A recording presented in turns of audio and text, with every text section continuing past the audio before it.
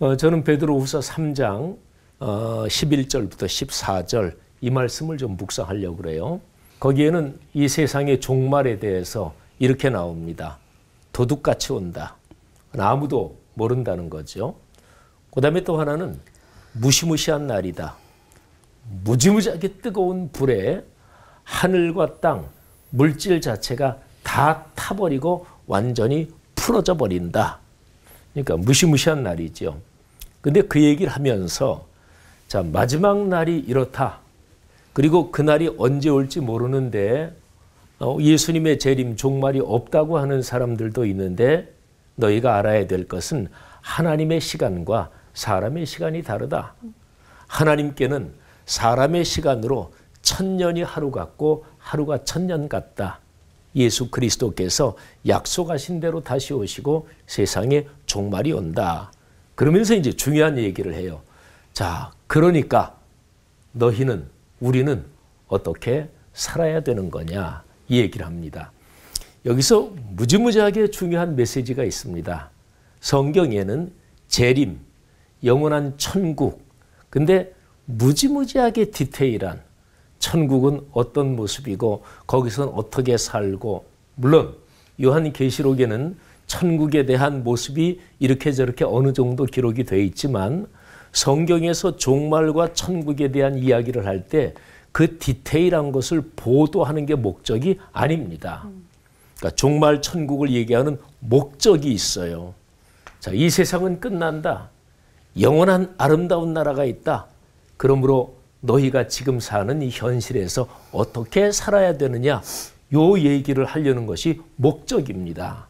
그러니까 영원한 천국은 지금 여기서 사는 우리 그리스도인들에게 어떻게 살아야 되느냐 이 얘기를 하려는 게 목적입니다. 자, 그러면 그거를 제가 3개로 말씀을 드리겠습니다. 첫 번째, 정의, 공의. 영원한 천국에 들어가려고 하는 사람, 사모하는 사람은 이 땅에서 정의롭고 공의롭게 살아야 합니다. 정의, 공의, 단어 뉘앙스가 약간 틀립니다. 정의, 이거는 의, 뭐 신앙적으로 하나님의 의로움을 말하죠. 근데 앞에 붙은 자가 발을 정자니까 의로움 그 자체, 변동시키거나 꺾거나 하지 않은 의로움 그 자체. 근데 공의 그러면 그 정의, 의로움이 인간관계 속에서 사회와 역사 속에서 공적으로 작동된다. 이걸 이제 강조한 말이죠. 그리스도인은 정의롭고 공의롭게 살아야 합니다. 거짓말하면서 살면 안 되고요. 베드로후서 3장 1절부터 13절 거기에서 13절에 보면 이렇게 기록이 되어 있습니다. 우리는 그의 약속대로 의가 있는 곳인 새하늘과 새 땅을 바라보도다. 자, 영원한 천국 새하늘과 새 땅을 얘기할 때 거기에는 의가 있는 곳이다. 정의, 공의, 하나님의 의가 있는 곳이 새하늘과 새 땅, 영원한 천국이다. 그러니까 이 땅에서 의롭게 사는 연습 또는 그런 헌신이 없는 사람은 그 땅 못 들어가는 거죠. 새하늘과 새 땅을 얘기할 때 거기는 하나님의 의, 정의과 공의가 있는 곳이다. 이렇게 명시적으로 얘기했잖아요. 자, 그리고 이거하고 연관된 것이 사랑과 평화입니다.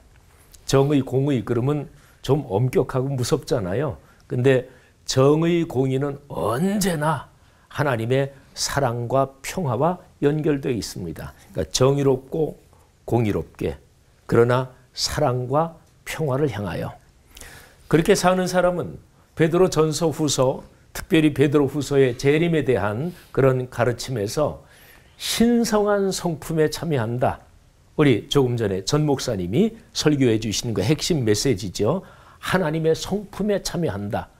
교회 역사적으로는 베드로 후서 1장 4절 말씀은 동방교회의 신앙에서 아주 심장입니다. 하나님의 신성한 성품에 참여한다. 이거를 이렇게 표현해 볼 수 있습니다. 우리 그리스도인이 주님을 만나고 주님 믿고 나서 인격이 변하고 일상이 변한다. 하나님의 거룩한 말씀이 성령으로 작동하면서 인격이 변하고 일상이 변하는 거예요. 인격이 변하는 거는 속이 바뀌는 거죠. 그렇게 되면서 일상, 겉에 사는 모습이 바뀌는 거죠. 자, 제가 두 단어씩 세 덩어리를 얘기했습니다. 그리스도인은 정의롭고 공의롭게 사는 사람들입니다. 그리스도인은 사랑과 평화를 추구하며 사는 사람들입니다. 그렇게 사는 그리스도인은 인격과 일상이 예수 그리스도 닮아서 늘 변화되며 사는 사람들입니다. 재림을 믿는다면, 하나님의 영원한 하나님의 나라를 믿는다면 그리스도인이 그걸 믿는 사람들이니까 그렇게 삽니다 하는 것이죠. 현재 우리 사회에서 또 이 교회 현실에서 사는 그리스도인에게 이것이 특별히 중요하다고 생각합니다. 정의롭고 공의롭게, 그리고 나랑 의견이 다른 사람도 사랑과 평화로 포용하면서, 그리고 다른 그 무엇보다도 내가 예수 그리스도 닮아서 성령이 역사하시는 말씀으로 내 인격이 변하고 일상이 변하며 사는 우리 그리스도인들, 그래서 오늘날의 우리 사회에 좀 혼란스럽게 느껴지고 또 여러모로 갈등이 많은데 이런 그리스도인을 통해서 우리 사회가 아름답게 자리를 잡아갈 줄 믿습니다. 하나님 은혜 감사합니다. 오늘 여기 사는 현실에서 아름답고 올곧게 그리고 사랑과 평화로 살아가게 하옵소서.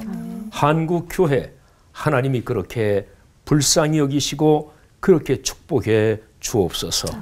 예수님 이름으로 기도 올립니다. 아멘. 3장 19절에 보면 이런 말씀이 있어요. 그가 또한 영으로 가서 옥에 있는 영들에게 선포하시느니라. 근데 이게 그 옥중의 최악, 그 지옥에서도 우리 하나님을 믿을 수 있는지 지영훈 목사님께 이런 뜬금없는 질문을 한번 날려봅니다. 우리 기독교 전통으로 쭉 내려오는 사도신경에는 십자가에 달려 죽으시고 그리고 옥에 내려가시고 이게 들어있어요. 근데 한국 교회에 들어온 선교사님들이 어쨌든 여기 한국교회 사도신경에는 빠져 있어요. 그러니까 우선 첫 번째로 이거는 기독교 전통적인 신앙 고백의 항목에 속한다. 우선 이렇게 얘기하고, 그러면 이게 뭐냐? 제가 세 가지 정도를 한번 얘기할 텐데, 첫 번째는 여기 옥에 있는 영들에게 선포하시니라 그랬잖아요. 그래서 옥은 여긴 지옥을 말하는 게 맞아요. 음부에. 그런데 예수 그리스도는 모든 존재하는 그 모든 영역의 구세주잖아요. 그래서 옥에 있는 영들에게도 구원의 복음을 전파하셨다. 이런 해석도 있고, 그 다음에 또 하나는 예수 그리스도는 낮아지셨잖아요. 낮아지셨는데 히브리서에 우리가 당하는 모든 고통을 그분은 다 당하셨다. 모든 어려움을 다 당하셨다. 그러나 죄를 짓지 않으셨다. 그러면 사람이란 존재가 당하는 어려움, 살아있을 때만이 아니고 죽은 다음에 당하는 어려움에서 제일 힘든 거는 저 지옥의 음부의 고통이잖아요. 그러니까 예수님은 그 고통도 아신다. 그 고통을 당하셨다. 뭐 이렇게까지는 얘기할 수 없지만 거기에 내려가셨다 하는 얘기는 그리스도의 낮아지심, 빌립보서 2장 6절 이하에 있는 그 낮아지심에서 어디까지 낮아지셨나? 땅 아래까지 낮아지셨다. 뭐 이렇게도 해석을 하고요. 그 다음에 또 하나 더 말씀드리면 예수 그리스도께서 그 옥에 있는 영혼들에게 구원의 기회를 주실 뿐 아니라 악한 영의 권세를 완전히 꺾으셨다.